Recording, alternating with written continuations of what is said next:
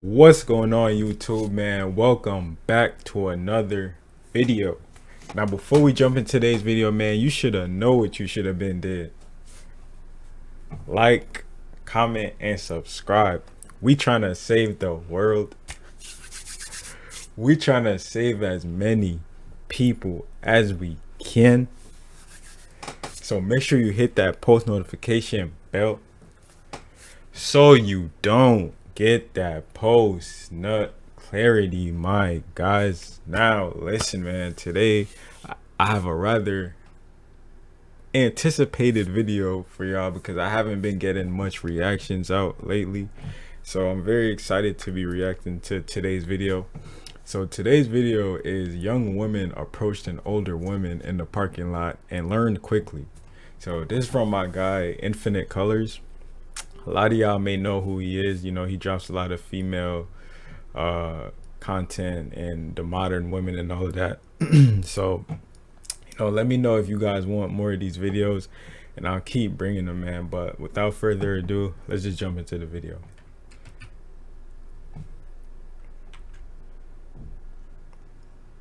Women on the internet talking about independent women shit. That's a lie. Right. It makes you broke and have nothing.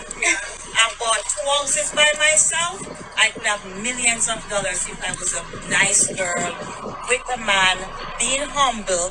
We could build a fortune together. But I did it all by myself. Which is good too, but I see what you're saying. Bullshit. Yes, I understand. And all that time I was still having sex, even though I was single. I'm glad she just humbled them women because 9 times out of 10, maybe 8 times out of 10, they probably, after they heard what she said, they probably went back to the whole independent women narratives. But who knows? Who knows though? Take it from me, all of us women, I'm 50. Oh, you look really good. Yes, I'm really good, yeah. Nah, All that's of a these fact. women, young girls, oh, I'm single, I'm an independent woman. Bullshit. Keep your marriage, keep your husband. Please, let your marriage work for 50 years, 60 years until death do us part. Right. Take it from me. I wish I had somebody to tell me, humble yourself, little girl. But oh, I'm independent, I have a job, I'm educated, I have my degree, I have my car, I have my house, I bought 2 houses. You know how much houses I would have bought? 50 if I had a partner. Exactly. To build together. Build together. No, that is true though, because when you get into a biblical marriage, it's no, I want to go 50-50 in the relationship. It's none of that.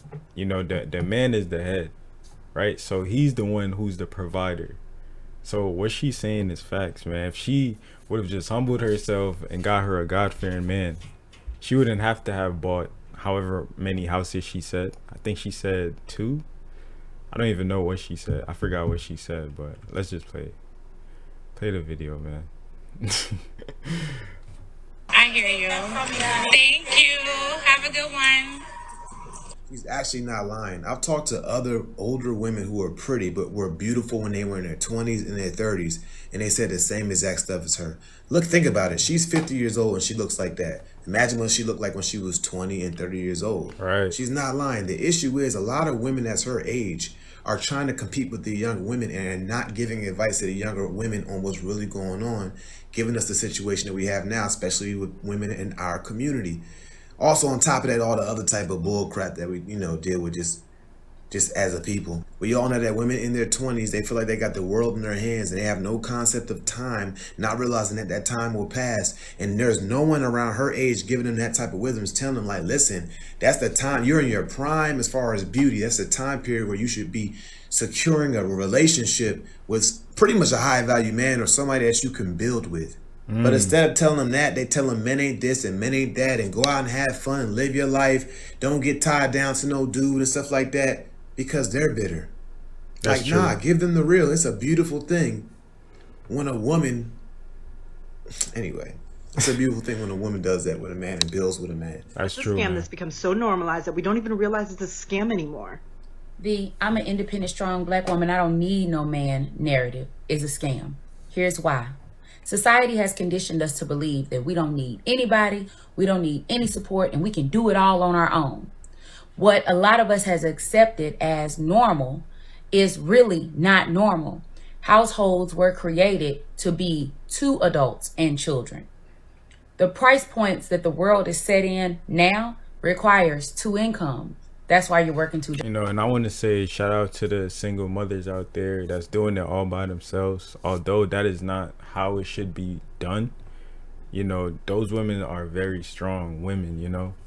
The women who are doing it all by themselves, man, salute to those women, man. For real. I'm over here stuttering, but those women are taking on the role of a man and a woman at the same time. And it takes a lot to do something like that. You know, so shout out to those women. I wish we didn't live in a world where it's like that. You know, there's a lot of single parent households, especially in Babylon where we live. It's a lot of single parent households, man. It's unfortunate that it's like that. But let me play the video. Jobs. And if we are not working 2 jobs, we have told ourselves that we have to go back to school, get higher education so we can make more money, which is a necessity. But wouldn't it be better if you had a whole team member helping you along? Exactly. Because what ends up happening is, yes, love, your career is great. Yes, I am so proud of you for getting your doctorate. I am so proud of you for buying the house. No, I do not believe that women should wait to progress in life until they have a man. That's not what I'm saying. But we are so guarded and we are protecting ourselves so heavily away from every man that we miss on a good man. We automatically assume that all black men are out to get us. And the more you think something, the more you believe something, and the more you see something. And it could go both ways as well. You know, she said most women are guarding themselves because they feel like black men are... Here, let me rewind it back. We automatically assume that all black men are out to get us. And it could go both ways because I know a lot of black men probably think that way about black women as well. And the more you think something, the more you believe something, and the more you see something. So we cut off all men who are not making at least 6 figures. We tell our baby daddies we don't need them because you're not able to pay us substantial child support. So my kids don't need you. And we don't realize that our black men offer so much more than just their financial provision. They offer protection. They offer guidance. They offer leadership. They offer a masculine energy that absolutely depletes you when you have to provide that. You are created to be... Hey, I like her, man. She knows who she is as a black woman. She knows. I can tell. Very educated, smart woman. I can tell, man. Feminine. You are created to be the nurturer. You were created to be soft and loving. And we are having to play both roles because we are not allowing any man in out of fear that we're going to get the wrong man. And I understand our concern, but the I'm an independent, strong black woman, I don't need no man narrative is keeping us working way later in life than what we're supposed to. That is It true. is keeping us away from the black men who want to protect us and keep us safe. It is keeping us away from the black men that would go to the moon and back to make sure that we're happy and healthy. Make sure our children are happy and healthy. It is taking away the example of manhood that our sons need and the example of how a man is supposed to love a woman that our daughters need. Man, so many gems, bro. So many gems. She is spitting right now. I hope y'all taking notes. And it is taking away the opportunity for us to rest. That's why our mother struggled for 60 years and now she is exhausted and she's beat down. We deserve so much more. Let's give it to ourselves. She's speaking so many facts. I'm trying to tell y'all, man. If you want to achieve better results, make a great impression, and save time at work, you should get great. Fellas, let's say you're out on a date. And it's what that past female was saying was such facts, bros. Because it's showing in today's society and how people act and stuff like that. It's showing itself. This is really good. There's always this awkward pause that's going to happen where both of you don't talk, you guys don't say anything. What a lot of guys do, and I used to do this back in my day. Me too. You try starting the conversation again with any topic. You look needy. You look desperate. You say yourself, oh my God, it's quiet. I need to impress her. I need to do something now. You don't have to do anything. Now what Hey, one thing I learned is that, you know, this topic right here is very I've experienced this as well. You know, I've learned to embrace the silence in situations like this, because sometimes, not every time you need to say something, bro. A lot of us think we have to say something when it gets quiet. You don't have to say anything at all. You know, wisdom takes knowing that sometimes it's just good to be quiet. You know, if you have wisdom, you know that you don't have to say anything in certain situations. Not everything has to be said. And sometimes when you just embrace the silence, it forces the woman to speak. You know, so instead of you in your head trying to come up with things to say, oh my gosh, she's probably looking at me this way, you know, why am I so quiet all of a sudden? It gives her a chance to get to know you now. Now you leave the ball in her court, you know, so whether or not she wants to carry on the conversation, you left the ball in her court now. So this one, in awkward silence on dates, this one is very relatable, but let's play the video. Let me know if y'all experienced this as well down below. I do to do something now, you don't have to do anything. Now what I do, if do something now, you don't have to do anything. Now what I do, if there's that awkward silence or the conversation stops and there's that awkward pause, I let them reignite the conversation while I put my attention elsewhere. And this has worked like a charm. What you're basically implying is, you don't impress me, sweetie, so you better come up with something to grab my attention. And every time I have done that, where there is that awkward pause or awkward silence, I just look away. I'm not even paying attention to her. I'm drinking my drink, whatever it is, my whiskey, and all of a sudden they quickly just reignite that convo because they want to pull me right back in. It shows you're not needy, it shows you're comfortable, and it shows that you've been in bad situations like that before. That's actually really, really great advice. But it doesn't just stop at the date. It goes into the relationship as well. See, if you're in a relationship with somebody, let me use my relationship for example. And I rarely talk about my wife in this context, but my wife is a very attractive woman, right? When I was trying to get with her and stuff like that, a whole bunch of people were trying. Everybody wanted her because she's just a very attractive woman. You know what I'm saying?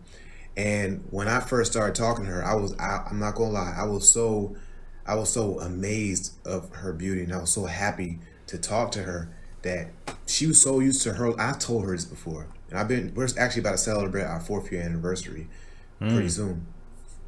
But I told her this. She's so used to being pretty and getting by just based on how pretty she is and how beautiful she is, that she's never had to really try to carry really a conversation or try to put effort into building a relationship with somebody because he put that everybody pressure likes her because she's just pretty. He put that So pressure when I on first her. started talking to her and stuff like that, she put no effort at all into the conversation. Me being a type of person is very social and stuff like that, and I'm just a very social person, always cracking jokes and things like. I put tons of effort into having a meaningful conversation with her because I ain't gonna lie, the conversation was so boring, but I was so amazed by her beauty that I was willing to put up with that type of stuff. Now, as we continue to date and stuff like that, I got to a point where, you know, you date somebody for a certain period of time, and the less I cared, the more she valued me. That's what I learned in my own marriage, bro. The less I care, the more she cares.